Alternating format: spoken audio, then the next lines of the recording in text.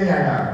इस आंखों से जितने भी वस्तु दिखाई दे रहा है सबका मैन्युफैक्चर डेट है। जिस समय माँ के उदर से जन्म लेते हैं उसी समय वादा करते हैं प्रभु यहाँ से जाने के बाद हम आपका गुणगान करेंगे। धरती पर आने के बाद बिसर जाते हैं, कहते हैं हमसे बढ़कर के कौन है। हे भाई बहन, कहा गया है रावण से बढ़कर के कोई प्रतापी नहीं हुआ है। रावण वंश में रोबन हारा था, रावण का दर खंडा नाश हो गया। मैना क्या कहती है?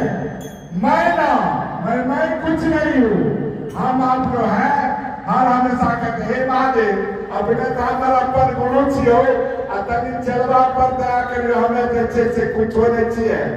जब गुरु के दया होता है गले गुरु से दया पल प्रतिपल मांग रहा है। यह सांस कब टूट जाएगा इसका कोई ठिकाना नहीं है। कल का सूरज दिखेंगे कि नहीं दिखेंगे, इसीलिए कहा गया है करत करत अभ्यास से जन्मत हो सुजान, रसली आवत जात के सिर पर पड़त निशान।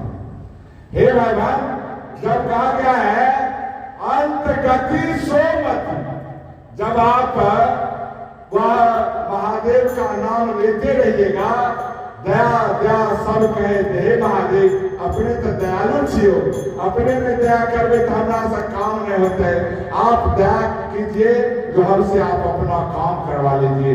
इसी के लिए हम लोग दया मांगते हैं। हम लोग भौतिक सुख मान लेते हैं, वह भौतिक सुख सांसारिक सुख जो है वह क्षणिक होता है, क्योंकि इस आंखों से जितने भी वस्तु दिखाई दे रहा है सबका मैन्युफैक्चर डेट होता है। इसीलिए कहा गया है गुरु जिसके जीवन में वह देवाधिदेव महादेव गुरु है।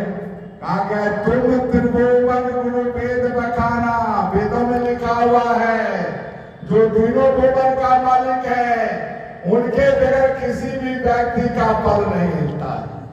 फिर क्या कहते हैं भाभी मेघ सके त्रिपुरारी, भाग बदलने का काम त्रिपुरारी करते हैं।